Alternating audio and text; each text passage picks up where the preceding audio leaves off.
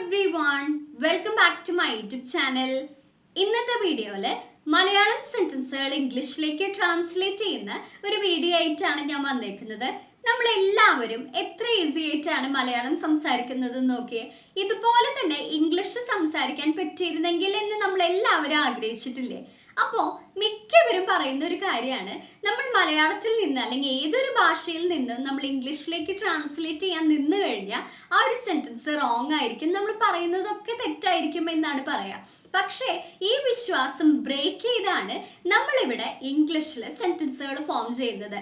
അതായത് എൻ്റെ വീഡിയോസ് കാണുന്നവർക്കറിയാം, നമ്മളിവിടെ ഒരു സ്പെഷ്യൽ സ്ട്രക്ചർ തന്നെ നമുക്ക് മലയാളം സെന്റൻസുകൾ എങ്ങനെ എളുപ്പത്തിൽ ഇംഗ്ലീഷിലേക്ക് ട്രാൻസ്ലേറ്റ് ചെയ്യാനുള്ള ഒരു ട്രിക്ക് ഞാൻ നിങ്ങൾക്ക് പറഞ്ഞു തന്നിട്ടുണ്ട്. അതായത് നമ്മുടെ ചാനലിൽ നിങ്ങൾ ഏതൊരു പെയ്ഡ് കോഴ്സിന് ജോയിൻ ചെയ്താലും അല്ലെങ്കിൽ ഏതൊരു സ്പോക്കൺ ഇംഗ്ലീഷ് ക്ലാസ്സിന് ജോയിൻ ചെയ്താലും ആരും പറഞ്ഞു തരാത്ത വിധത്തിലാണ് നമ്മൾ ഈ ഒരു ട്രിക്ക് കൊണ്ടുവന്നേക്കുന്നത്. ആരും ഇതുവരെ ചെയ്യാത്തൊരു ടോപ്പിക്കും കൂടിയാണ്. ഇംഗ്ലീഷിലെ 95% സെന്റൻസുകളും നമുക്ക് ഈസി ആയിട്ട് ട്രാൻസ്ലേറ്റ് ചെയ്യാൻ പറ്റും മലയാളത്തിൽ നിന്ന്. അപ്പോൾ ആ ഒരു ട്രിക്കാണ് ഞാൻ ഇന്ന് നിങ്ങൾക്ക് പറഞ്ഞു തരുന്നത്. നമ്മൾ ഓൾറെഡി സ്ട്രക്ചർ യൂസ് ചെയ്ത് translate from Malayalam to English എന്നുള്ള പ്ലേലിസ്റ്റിൽ ഞാൻ ഓൾമോസ്റ്റ് 14 വീഡിയോസ് ചെയ്തിട്ടുണ്ട്. അത്യാവശ്യം വ്യൂ കിട്ടിയ വീഡിയോസ് ആണ്. അപ്പം നിങ്ങൾക്ക് വേണമെങ്കിൽ ഞാൻ അതിൻ്റെ ലിങ്ക് ഡിസ്ക്രിപ്ഷൻ ബോക്സിൽ കൊടുക്കുന്നുണ്ട്. അപ്പോൾ ഇന്ന് മുതൽ നമ്മൾ വീണ്ടും അത് റീസ്റ്റാർട്ട് ചെയ്യാണ്. ഇതൊരു ന്യൂ പ്ലേലിസ്റ്റിലായിരിക്കും. Translate from Malayalam to English using Sneha structure എന്നാണ് പ്ലേലിസ്റ്റിന്റെ നെയിം. അപ്പൊ നിങ്ങൾക്ക് അതിലും ചെക്ക് ചെയ്യാം. ഓക്കെ, അപ്പോൾ വളരെ കുറച്ച് കാര്യങ്ങൾ, കുറച്ച് വാക്കുകളുടെ അർത്ഥങ്ങൾ മാത്രം മനസ്സിലാക്കി വെച്ച് കഴിഞ്ഞാൽ നിങ്ങൾക്ക് ഏതൊരു മലയാള വാചകങ്ങളും ഇംഗ്ലീഷിലേക്ക് ട്രാൻസ്ലേറ്റ് ചെയ്യാൻ പറ്റും. അപ്പം ഞാനിത് പറയുന്നത് നിങ്ങളൊരു ബിഗിനർ ആണെങ്കിൽ അല്ലെങ്കിൽ എൻ്റെ വീഡിയോ ആദ്യമായിട്ടാണ് കാണുന്നതെങ്കിൽ അവർക്ക് വേണ്ടിയിട്ടാണ് പറയുന്നത്. അപ്പം ഞാൻ ഇന്ന് ആ സ്ട്രക്ചറിലെ ഓരോ വാക്കുകളുടെ അർത്ഥം നിങ്ങൾക്ക് പറഞ്ഞു തരുന്നുണ്ട്. അപ്പം നിങ്ങൾ ആ അർത്ഥം മനസ്സിലാക്കാൻ മാക്സിമം ട്രൈ ചെയ്യുക. ഓക്കെ, അപ്പോൾ ആ സ്ട്രക്ചർ നിങ്ങൾ ബൈ ഹാർട്ട് ചെയ്യേണ്ട ആവശ്യമില്ല. കാരണം നിങ്ങൾ ഓരോ ദിവസം ഈ വീഡിയോസ് കാണുമ്പോൾ ഈ സ്ട്രക്ചർ യൂസ് ചെയ്ത് നമ്മൾ കുറേ പ്രാക്ടീസ് ചെയ്യും. ഓക്കെ, അപ്പോൾ ഓരോ ദിവസം നമ്മൾ പ്രാക്ടീസ് ചെയ്യുമ്പോൾ നമ്മൾ തന്നെ ഓട്ടോമാറ്റിക്കലി നമ്മളത് ബൈ ഹാർട്ട് ചെയ്യുന്നതായിരിക്കും. മനസ്സിലായോ? അപ്പോൾ ഇവിടെ നിങ്ങൾ ചെയ്യേണ്ടത്, നിങ്ങൾ എൻ്റെ വീഡിയോ ലാസ്റ്റ് വരെ കാണുക. നിങ്ങൾക്ക് ഈ വീഡിയോ യൂസ്ഫുൾ ആയെന്ന് തോന്നാന്ന് വെച്ച് കഴിഞ്ഞാൽ ഈ വീഡിയോ ലൈക്ക് ചെയ്യാം. ഓക്കെ, അപ്പോൾ ഇന്നത്തെ ക്ലാസ്സിൽ ആദ്യം നമ്മൾ സ്ട്രക്ചർ ആണ് പരിചയപ്പെടുന്നത്. അപ്പോൾ ഒരുപാട് പേര് ഇപ്പോൾ സ്ട്രക്ചർ ഓൾറെഡി നന്നായി അറിയുന്നവരുണ്ടായിരിക്കും. കാരണം ഞാൻ മുൻപ് 14 വീഡിയോസോളം ഈ ചാനലിൽ ചെയ്തിട്ടുണ്ട്. അപ്പോൾ അങ്ങനെയുള്ളവർ ഒന്നും കൂടി നമ്മൾ പഠിച്ചതൊന്ന് നമുക്ക് റിവൈസ് ചെയ്യാം. ആദ്യമായിട്ട് കേൾക്കുന്നവർ അതിൻ്റെ മീനിങ് മാത്രം മനസ്സിലാക്കി വെക്കുക. ഓക്കെ, നിങ്ങൾ ഓരോ ദിവസം വീഡിയോസ് കാണുമ്പോൾ നിങ്ങൾക്ക് നല്ലൊരു പ്രോഗ്രസ് ഇംഗ്ലീഷ് ലാംഗ്വേജിൽ ഉണ്ടാവുന്നത് കാണാൻ പറ്റും. ഓക്കെ, അപ്പോൾ ഇതാണ് നമ്മുടെ സ്ട്രക്ചർ. അപ്പോൾ ഈ സ്ട്രക്ചർ കണ്ട് പേടിക്കേണ്ട ആവശ്യമില്ല. നമ്മളിവിടെ ആകെ മനസ്സിലാക്കേണ്ടത് ഓരോ വാക്കുകളുടെ അർത്ഥമാണ്. ഓക്കെ, അതൊന്ന് മനസ്സിലാക്കി കഴിഞ്ഞാൽ നമ്മൾ വേഗം തന്നെ ട്രാൻസ്ലേഷനിലേക്ക് പോകും. അപ്പോൾ ട്രാൻസ്ലേറ്റ് ചെയ്ത് നിങ്ങൾ കാണുമ്പോൾ നിങ്ങൾക്ക് മനസ്സിലാവും എത്ര യൂസ്ഫുൾ ആയിട്ടുള്ള സ്ട്രക്ചറാണ് ഇതെന്ന് നിങ്ങൾക്ക് മനസ്സിലാകും. ഓക്കെ, അപ്പം ഞാനിവിടെ ഓരോന്നിൻ്റെ അർത്ഥം പറഞ്ഞുതരാം. അപ്പോൾ ഒന്ന് നിങ്ങൾ ശ്രദ്ധിച്ചിരിക്കുക കേട്ടോ. അപ്പോൾ ആദ്യത്തെ വേർഡ് എന്ന് പറയുന്നത് ഹൂ. ഹൂ എന്ന് പറഞ്ഞാൽ എന്താണ് അർത്ഥം? ഹൂ എന്ന് പറഞ്ഞാൽ ആരെ എന്നാണ് അർത്ഥം വരുന്നത്. അപ്പോൾ ഹൂ ഇസ് ദാറ്റ്, ആരാണത് എന്ന് നമ്മൾ ചോദിക്കില്ലേ? അല്ലെങ്കിൽ ഹൂ ഇസ് ദിസ്, ആരാണിത് എന്നൊക്കെ നമ്മൾ ചോദിക്കില്ലേ? അപ്പോൾ ഹൂ എന്ന് പറഞ്ഞാൽ ആര്. അപ്പോൾ ഒരു സെന്റൻസിലെ ഹൂ എന്ന് പറയുമ്പോൾ നമ്മൾ ഇവിടെ എഴുതേണ്ടത് എന്താണെന്നറിയോ? ആ സെന്റൻസിലെ സബ്ജക്റ്റ് ആണ്. അതായത് പ്രവൃത്തി ചെയ്യുന്നത് ആരാണോ അത് നമ്മൾ ഹൂ എന്നുള്ള സ്ഥാനത്ത് എഴുതണം. മനസ്സിലായോ? പ്രവൃത്തി ചെയ്യുന്നത് ആരാണോ അല്ലെങ്കിൽ നമ്മൾ ആ ഒരു സെന്റൻസിൽ എന്തിനെ കുറിച്ചാണ് പറയുന്നത് അതാണ് ഹൂ എന്നുള്ള സ്ഥാനത്ത് വരാം. മനസ്സിലായോ? ഇനി നെക്സ്റ്റ് എന്താ എഴുതിയേക്കുന്നത്? Tenses or modals plus verb. അപ്പൊ ടെൻസസ് എന്ന് പറയുമ്പോൾ പേടിക്കേണ്ട ആവശ്യമില്ല. നമ്മൾ ഈസി ആയിട്ട് സെന്റൻസുകൾ ഫോം ചെയ്യുമ്പോൾ അത് മനസ്സിലാക്കി പോകും. അപ്പൊ നിങ്ങൾ പേടിക്കേണ്ട ആവശ്യമില്ല. അവിടെ ടെൻസസ് എന്ന് ഉദ്ദേശിക്കുന്നത് നമ്മൾ ചിലപ്പോൾ ഈസ്, ആം, ആർ അല്ലെങ്കിൽ വാസ്, വെയർ അങ്ങനെ ചില വാക്കുകൾ, കുറച്ച് വാക്കുകൾ നമ്മൾ യൂസ് ചെയ്യും. ഹാസ്, ഹാവ് എന്നുള്ള വാക്കുകളൊക്കെ യൂസ് ചെയ്യും. അപ്പൊ അതിനെക്കുറിച്ച് നിങ്ങൾ ബോധർ ചെയ്യേണ്ട ആവശ്യമില്ല. നമ്മൾ ഓരോ എക്സാമ്പിൾസിലൂടെ പറയുമ്പോൾ നിങ്ങൾക്ക് ഈസി ആയിട്ട് മനസ്സിലാകും. ഓക്കെ, ഇവിടെ ഇങ്ങനെ ചില വാക്കുകളും പ്ലസ് വേർബ് ഉണ്ടായിരിക്കും. അതായത് അവിടുത്തെ പ്രവൃത്തി എന്താണോ അത് നമ്മൾ എഴുതണം. ഓക്കെ, ആ സബ്ജക്റ്റ് ചെയ്യുന്ന പ്രവൃത്തി നമ്മൾ അവിടെ എഴുതണം. മനസ്സിലായോ? അപ്പോൾ ഒന്നില്ലെങ്കിൽ ഇങ്ങനെയായിരിക്കും, ആദ്യം ഹൂ എഴുതാം, പിന്നെ ഇങ്ങനെ ഉണ്ടാവാം നമ്മൾ ടെൻസ്, അതായത് ഇങ്ങനെ ഈസ്, ആം, ആർ അല്ലെങ്കിൽ ഹാസ്, ഹാവ് പ്ലസ് ഒരു വേർബ് ഉണ്ടാവും. ഓക്കെ, അല്ലെങ്കിലോ, അല്ലെങ്കിൽ അവിടെ മോഡൽസ് ആയിരിക്കും ഉണ്ടാവുക. മോഡൽസ് എന്ന് പറഞ്ഞാൽ എന്താണ്? ചില വാക്കുകളാണ്. ഓക്കെ, അത് നമുക്ക് ഡീറ്റെയിൽഡ് ആയിട്ട് പിന്നെ പഠിക്കാം. അപ്പൊ നിങ്ങൾ ഇപ്പൊ അത് ആലോചിക്കേണ്ട ആവശ്യമില്ല. ഇത് ആലോചിച്ച് വെക്കുക. ആദ്യം ഹൂ വരുന്നു, പിന്നെ എന്താണ്? ടെൻസസ് എന്ന് പറയുമ്പോൾ തന്നെ അതിൽ വേർബ് ഉണ്ടാവും. അപ്പൊ അത് ഓർത്തിരിക്കുക. ഓക്കെ, അപ്പൊ ആദ്യം നമ്മൾ ഹൂ എഴുതും, പിന്നെ വേർബ് എന്ന് ഓർത്ത് വെച്ചാൽ മതി. നമുക്ക് സെന്റൻസുകൾ വെച്ച് പറയുമ്പോൾ നമുക്കത് പഠിക്കാം. ഓക്കെ, പിന്നെ നമ്മൾ എഴുതേണ്ടത് എന്താണ്? വാട്ട് ആണ്. വാട്ട് എന്ന് പറഞ്ഞാൽ എന്ത് എന്നാണ് അർത്ഥം വരുന്നത്. Okay, what. ഇനി നെക്സ്റ്റ് നമ്മൾ ഫോർ ഹൂം. ഫോർ ഹൂം എന്ന് പറഞ്ഞാൽ എന്താ അർത്ഥം? ആർക്ക് വേണ്ടി എന്നാണ് അർത്ഥം വരുന്നത്. ഫോർ ഹൂം, ആർക്ക് വേണ്ടി എന്നാണ് അർത്ഥം വരാം. മനസ്സിലായോ? ഇനി എബൌട്ട് ഹൂം. എബൌട്ട് ഹൂം എന്ന് പറഞ്ഞാൽ ആരെ കുറിച്ച് എന്നാണ് അർത്ഥം വരുന്നത്. ഓക്കെ, അപ്പൊ ഈ ഒരു സ്ട്രക്ചർ നിങ്ങൾ എവിടെയെങ്കിലും എഴുതി വെച്ചാൽ അത് നല്ലതായിരിക്കും. അപ്പൊ ഫോർ ഹൂം, അപ്പൊ ഒന്നില്ലെങ്കിൽ ഫോർ ഹൂം ഉണ്ടാവും, അല്ലെങ്കിൽ എന്തുണ്ടാവും? എബൌട്ട് ഹൂം, ആരെ കുറിച്ച് എന്നുണ്ടാവും. അല്ലെങ്കിൽ പിന്നെ എന്തുണ്ടാവാ? ഹൂസ് എന്നുണ്ടാവും. ഹൂസ് എന്ന് പറഞ്ഞാൽ എന്താണ് അർത്ഥം വരുന്നത്? ആരുടെ എന്നാണ് അർത്ഥം വരുന്നത്. അടുത്തത് വരുന്നത് ഹൗ എന്നാണ്. അപ്പൊ ഹൗ എന്ന് പറഞ്ഞാൽ എന്താ അർത്ഥം? ഹൗ എന്ന് പറഞ്ഞാൽ എങ്ങനെ എന്നാണ് അർത്ഥം വരുന്നത്. വൈ എന്ന് പറഞ്ഞാലോ എന്തുകൊണ്ട് എന്നാണ് അർത്ഥം വരുന്നത്. ഇനി നെക്സ്റ്റ് നമ്മൾ എഴുതേണ്ടത് വേർ, എവിടെ എന്നാണ് എഴുതേണ്ടത്. ഇനി ലാസ്റ്റ് എന്ത് എഴുതാം? വെൻ, എപ്പോൾ എന്ന് എഴുതാം. ഓക്കെ, അപ്പൊ ഇപ്പൊ നമ്മൾ അർത്ഥങ്ങൾ മനസ്സിലാക്കിയതും. ഓക്കെ, ഇനി ഞാൻ കുറച്ച് എക്സാമ്പിൾസ് കാണിച്ചു തരാം. ഞാൻ എങ്ങനെ ട്രാൻസ്ലേറ്റ് ചെയ്യാൻ ഉദ്ദേശിക്കുന്നത് നിങ്ങൾക്ക് പറഞ്ഞു തരാം. അപ്പൊ നിങ്ങൾ തന്നെ പറയൂ കേട്ടോ, ഇത് ഈസി ആണോ അതോ ഹാർഡ് ആണോ എന്ന് നിങ്ങൾ തന്നെ എനിക്ക് കോമന്റ് ബോക്സിൽ അറിയിച്ചോളൂ. ഓക്കെ, അപ്പൊ ആദ്യം നമുക്ക് പറയേണ്ട സെന്റൻസ്. അപ്പോ എനിക്ക് പറയണമെന്ന് വിചാരിക്കേ, കഴിഞ്ഞ വർഷം അദ്ദേഹത്തിന്റെ പണിശാലയിൽ അദ്ദേഹം പൊതുജനങ്ങളുടെ പാർക്കിനായി വിദഗ്ധമായി ഒരു മനോഹരമായ ശില്പം നിർമ്മിച്ചു. അപ്പോൾ നിങ്ങൾ ഈ ഒരു സെന്റൻസ് ഒന്നും കൂടി ഒന്ന് വായിച്ചു നോക്കിയേ. ഞാൻ നിങ്ങൾക്ക് ഒരു 2 seconds തരാം. ഒന്നും കൂടി ഒന്ന് വായിച്ചു ഒന്ന് മനസ്സിലാക്കുക. ഓക്കെ, അപ്പോ ഇപ്പൊ നമ്മൾ വായിച്ചു. ഇനി നമ്മൾ ഈ സ്ട്രക്ചർ യൂസ് ചെയ്ത് ഇത് ട്രാൻസ്ലേറ്റ് ചെയ്യാൻ പോവാണ്. ഈസിയാണ് കേട്ടോ, ആരും പേടിക്കേണ്ട ആവശ്യമില്ല. വളരെ ഈസി ആയിട്ട് നമുക്ക് ട്രാൻസ്ലേറ്റ് ചെയ്യാൻ പറ്റും. അപ്പോൾ ആദ്യം നമ്മൾ എഴുതേണ്ടത് ഹൂ എന്നാണ്. അപ്പോൾ ഒരു സെന്റൻസിൽ നിങ്ങൾക്ക് ഹൂ എന്ന്, ആരെ എന്നാണ് ഹൂവിന്റെ അർത്ഥം എന്ന് ഞാൻ പറഞ്ഞില്ലേ. അപ്പൊ നിങ്ങൾക്ക് അതിന് ആൻസർ കിട്ടുന്നില്ലെങ്കിൽ നിങ്ങൾ എന്താ ചെയ്യേണ്ടത്? ആദ്യം തന്നെ ഈ ഒരു സെന്റൻസിലത്തെ വേർബ് നോക്കാം. വേർബ് എന്ന് പറഞ്ഞാൽ പ്രവൃത്തിയാണ്. അപ്പൊ പ്രവൃത്തി എന്ന് പറയുമ്പോൾ ഈ ഒരു സെന്റൻസിൽ എന്താണ് പ്രവൃത്തി? നിർമ്മിച്ചു എന്നുള്ളതാണ് ഇവിടുത്തെ പ്രവൃത്തി. ആ പ്രവൃത്തിയോട് നമ്മളൊരു ചോദ്യം ചോദിക്കാറുണ്ട്. നിർമ്മിച്ചത് ആരാണ്? അദ്ദേഹത്തിന്റെ പണിശാലയിൽ അദ്ദേഹം പൊതുജനങ്ങളുടെ പാർക്കിനായി എന്നാണ് പറഞ്ഞത്. അപ്പൊ ഇവിടെ നിർമ്മിച്ചത് ആരാണ്? അദ്ദേഹം എന്നാണ് പറഞ്ഞത്. അപ്പൊ നമുക്ക് അദ്ദേഹം, അവൻ എന്നൊക്കെ പറയാൻ നമ്മൾ ഏത് വാക്ക ഇംഗ്ലീഷിൽ യൂസ് ചെയ്യാം? ഹീ എന്ന് നമുക്ക് പറയാം. അപ്പൊ ഹീ എഴുതി. ഇനി നമ്മൾ എന്ത് എഴുതേണ്ടത്? അവിടെ tenses or modals plus verb എന്നാണ് എഴുതിയേക്കുന്നത്. അപ്പൊ ഇനി നമ്മൾ വേർബ് നോക്കാം. അപ്പൊ ഞാൻ നിങ്ങളോട് ഓർത്ത് വെക്കാൻ പറഞ്ഞേക്കുന്നത് എന്താണ്? വേർബ് അല്ലേ. അപ്പൊ ഇവിടുത്തെ വേർബ് എങ്ങനെ എഴുതിയേക്കുന്നത്? നിർമ്മിച്ചു എന്നാണ് പറഞ്ഞേക്കുന്നത്. അപ്പൊ നിർമ്മിക്കുക എന്നുള്ളതിന്റെ ഇംഗ്ലീഷ് എന്താണ്? ക്രിയേറ്റ് എന്നാണ്. അതായത് ഇവിടെ ഒരു ശില്പത്തിനെ കുറിച്ചിട്ടാണ് പറയുന്നത്. അതുകൊണ്ട് തന്നെ നമുക്ക് ഇങ്ങനെ എഴുതാം, ക്രിയേറ്റ് എന്ന് പറയാം. അപ്പൊ നിർമ്മിക്കുക, ക്രിയേറ്റ്. നിർമ്മിച്ചു എന്ന് പറയാൻ നമ്മൾ എന്ത് ചെയ്യും?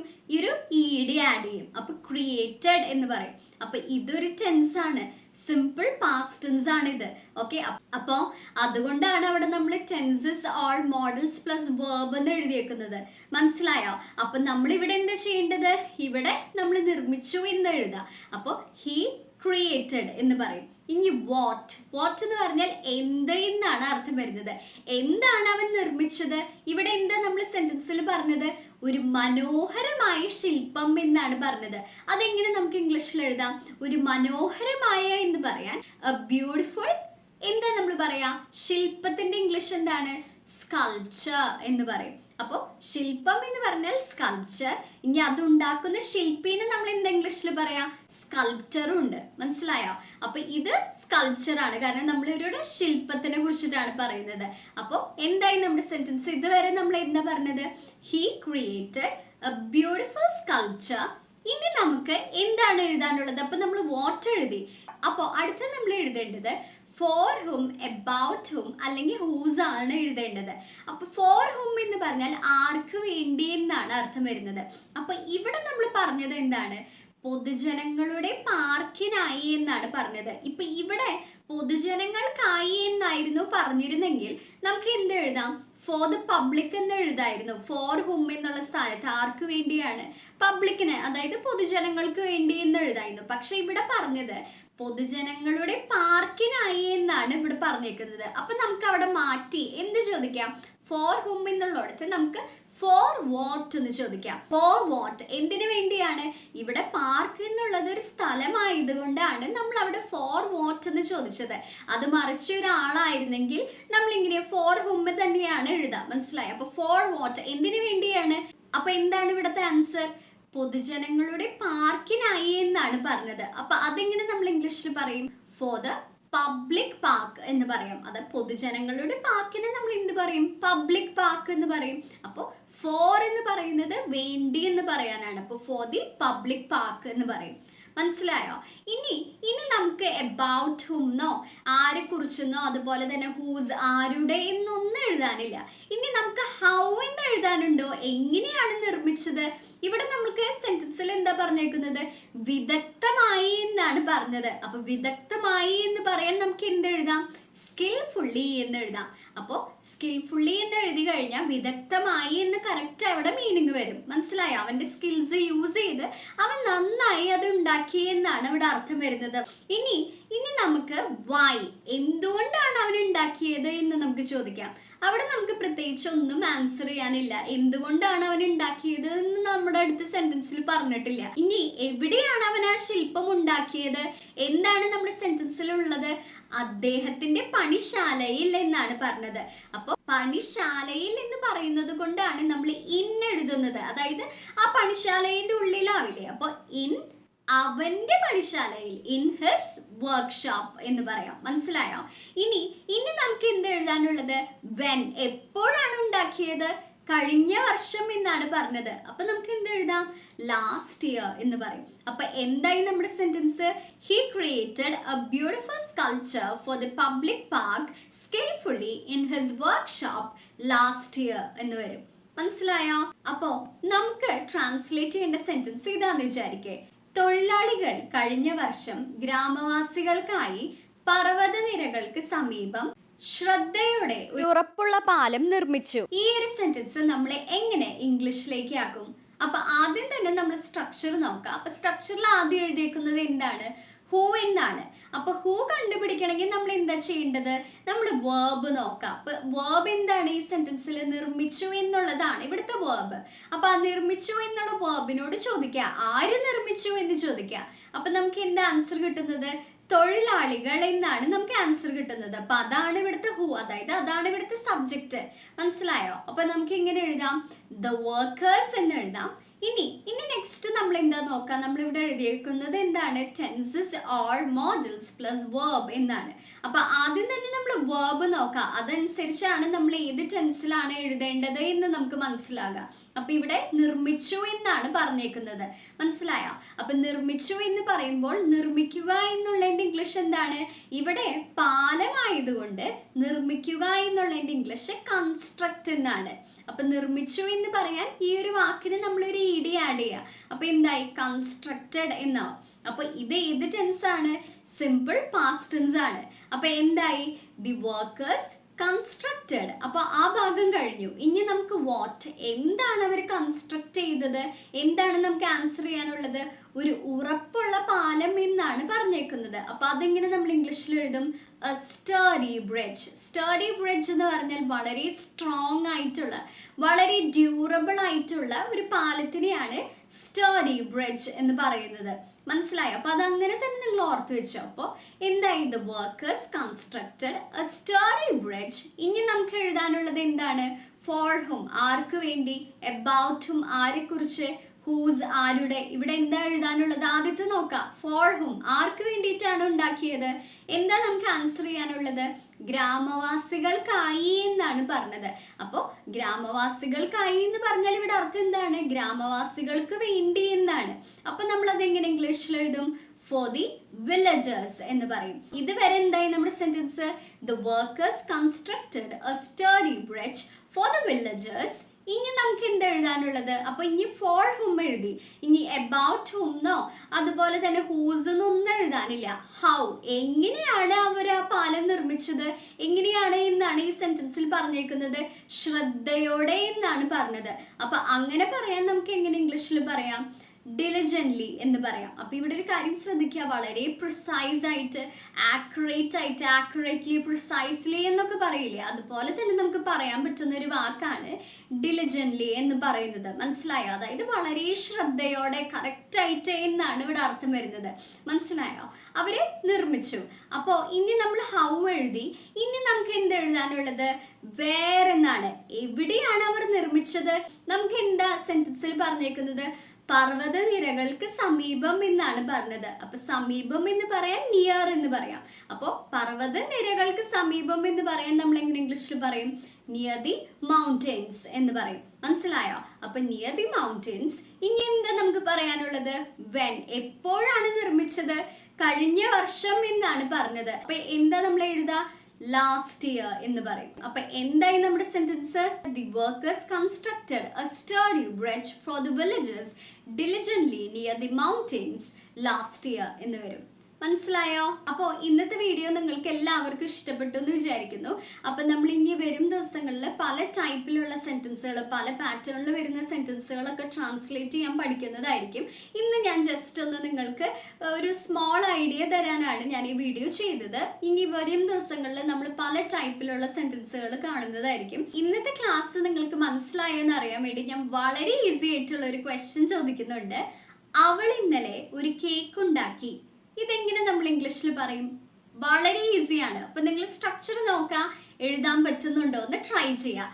ഓക്കെ, അപ്പൊ ഞാനൊരു ക്ലൂ പറഞ്ഞു തരാം. കേക്ക് ആയതുകൊണ്ട് നമ്മളിവിടെ യൂസ് ചെയ്യേണ്ട വേർഡ് ബേക്ക് എന്നാണ്. ഓക്കെ, അപ്പൊ അത് വെച്ചൊന്ന് നിങ്ങൾ കമന്റ് ബോക്സിൽ ഒന്ന് ആൻസർ മെൻഷൻ ചെയ്ത് നോക്കി. അപ്പോൾ നിങ്ങളുടെ ആൻസേഴ്സിനൊക്കെ ഞാൻ റിപ്ലൈ തരുന്നതായിരിക്കും. ഇംഗ്ലീഷ് പഠിക്കാൻ ആഗ്രഹമുള്ള ഒരുപാട് പേരുണ്ട്.